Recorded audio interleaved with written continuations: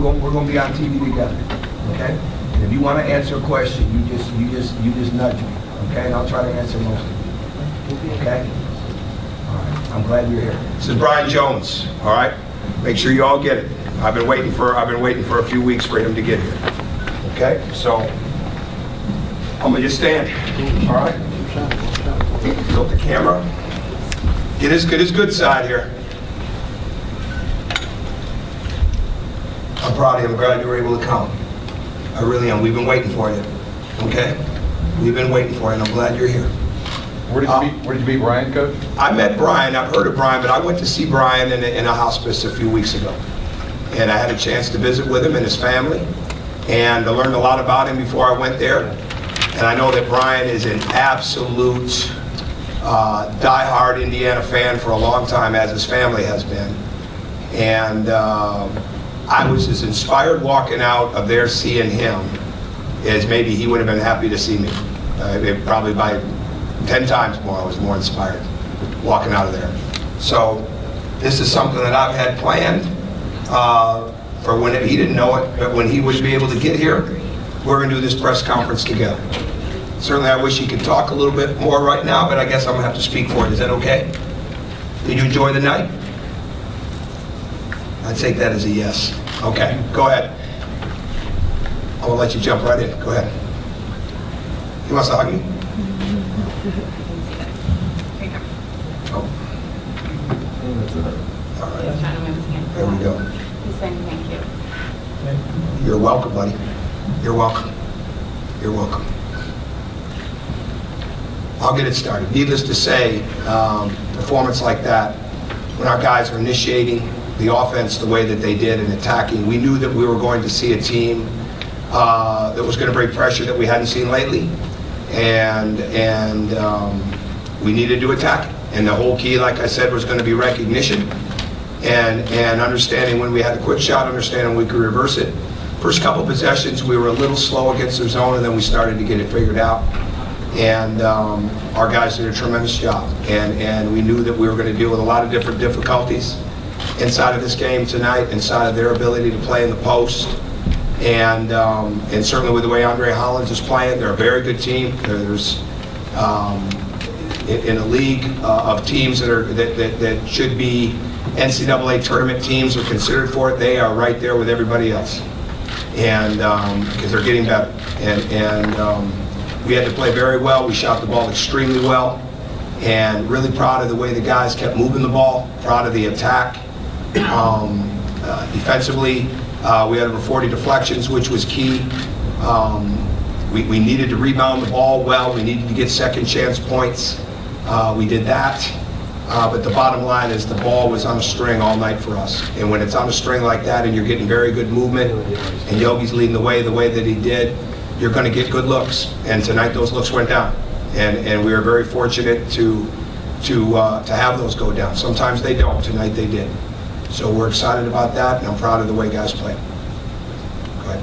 Mike, to out-rebound a team like that, I mean, what do you attribute that? Is it positioning, you want to? Or? I was surprised at the number. I think we were really conscious of being on the offensive glass, and we had to do that. But it's really, our whole base is as simple as it sounds. It's harder to do, but we have to have 5 guys inside the paint when that shot goes up. And we really have got to get 5 guys inside to rebound the ball. And in a game like this tonight, where you're really going to have to get into the big guys, get into the forwards, it's going to create more guard rebounds. And I'm not sure the breakdown of the rebounds. I know Troy had 9, but I didn't really study the stat sheet that much.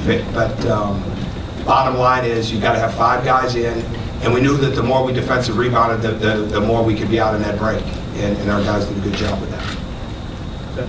I know it's probably an overstated term, sort of people talking about the freshman wall at this time of year, but how important was it for Rob and James to have the night that they did? I know Yogi set a lot of it up, but obviously after struggling the way that they did against Maryland. Well, that wasn't it. They've hit the wall a couple times. So I don't think are you referring to the Maryland game? Yeah. I don't think that was a wall situation. They missed some shots. But those guys played a lot of minutes, and they were there on the court at the end of the game. A wall is when you're mentally not able to stay with it defensively, and where you're getting discouraged easily. That's not the case at all. And I think what happens is, and I try to explain it to these guys, that proverbial weight on your shoulders is when you're missing shots, all right, and you let it affect you, become slower. So all of a sudden it looks like you're not on the attack as much, and you can't do that. And we'll do different things. I kept James out there a little bit longer today at the end of the shoot around for about 10 extra minutes, just working on complete speed and attack. You know, just to get it maybe into his mind that everything's fine when you're on the attack, you're in great shape. I kept reminding him he's in great shape. You don't want the mental part to play in because it's really not there. I mean, physically they're good. So you don't want a fact that they missed a couple of shots, all right, take them away from what their most important job is, which is to play a complete game. But they also work very hard on their shooting, and they all do. They work very hard on their shooting. And I think if you hit a wall, you wouldn't be spending that kind of extra time. So, again, we've hit that wall a couple times. Will we hit it again? I don't know. But that certainly wasn't the case on Wednesday night. If it wouldn't have been, they wouldn't have been able to come back and play the wood today, the way they did today. Jerry? Just the one thing we really haven't seen from Troy is the perimeter game. He hits the 2 threes, but he also hits that pull-up 17-foot jumper or whatever. Is that something he's been working on more? Yeah, he works very hard on his shot. He spends a lot of extra time on it. And that's something that's growing. You know, it's something that's a part of his. He wants to be a complete player. And is it something that is a huge part of everything right now? It will be. But the bottom line is he's got to continue. He's working to a point where he's feeling that confidence. And those shots look good. And I credit Tim Buckley for the extra work that he spends with the time that he spends with him. And Troy's very serious about his shot. Yeah, a lot of talk will be about the three-point shooting tonight, but Yogi had 11 assists. Mm-hmm. Just how instrumental was he in other guys getting a shot? Well, Yogi gets so much attention from the other team's coaches, game plan, and players, right? And so the key to Yogi is that he just continues to play the game. And he makes adjustments inside of the game very well. We're asking him to do an extraordinary amount of stuff, and not just on the offensive end. But when you switch defenses the way that we do, and we play the different defenses because we have to make up for what we don't have in post size, he's asked to do a lot. You know, we probably did 5, maybe 6 different things defensively, and he's a key part of every bit of that. One possession, he may be guarding Andre Hollins. 2 possessions later, he may be in a combination zone. I mean, it's just, you have to be smart and tough to do those things. And we're asking a lot of him. And we were fortunate to get a couple breaks with him tonight. But like I said to him, I said, great job passing the ball. I said, I got a lot of great shooters to throw to, or to pass to.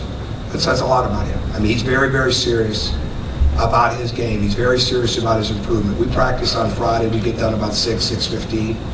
And the night goes, and all of a sudden, 9:20 at night, I'm coming in from a place downstairs, and he's walking out of the locker room to head onto the court on a Friday night. You know what I mean? I mean, that's the kind of dedication that he has. So he is working every day to become a complete player, and he's getting closer to it every day. Jim? You guys have been a really good three-point shooting team all season. Scouting in the Big Ten is very good.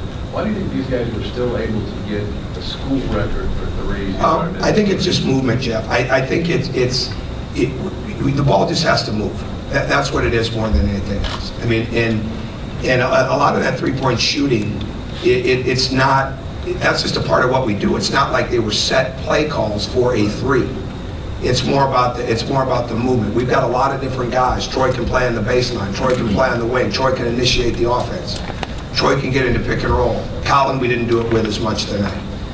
Emmett, that's coming with. You know, we have to be that way, and we have to be versatile because we don't have a team that we're just going to go line up on that block and play high-low and run cross screens constantly and things like that. We just don't have that. So bottom line is it's got to come and drive and kick. And we turned it over too much, right? I mean, there's still things that we got to get better at. But the bottom line is, I say it all the time, it sounds simple, but it's hard to do. Pass the ball one dribble sooner. All right, one dribble sooner. You know, when you hold it too long, it allows the defense to adjust. We're trying to create 2-on-1s all over the court. And when the ball is moving and guys are spacing, it's not about scout and report, it's just about movement constantly. What do you think? You good with that? I say, yeah, I saw that. Last question, Pete. Yeah, Tom, you kind of maybe just addressed this, but Minnesota team is forcing 11 steals a game. How many they have tonight? 5. So and maybe it's just what we played into their turnover percentage, though. They're also 4th in the nation in turnover percentage. they didn't lose many stat points on that. No, but the ability to not get steals against you on the foot. Well, again, it's ball movement. It's getting the ball advanced. You know, it's certain times, you know, we're trying to get rest and making sure we got enough ball handlers on the court. And it's really, it sounds simple, but it's just doing your job. It's getting the ball to the middle, getting it reversed. Yogi takes the ball out of bounds.